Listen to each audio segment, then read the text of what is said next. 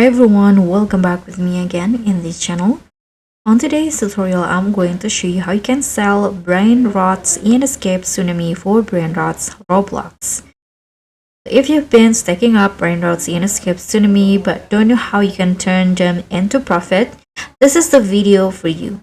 Because I'm going to show you how you can sell your Brainrots so you can upgrade your gear and dominate the leaderboard. So first, you can just choose which Brainrots that you want to sell.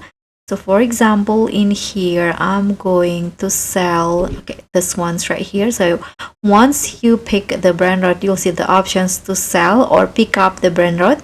So you can just click on sell Brainrot and there will be this pop up.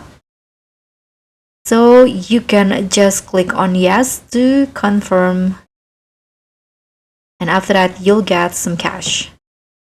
So that's pretty much all. I hope this simple tutorial will be helpful. Don't forget to like, comment, and subscribe. Also click on the thing.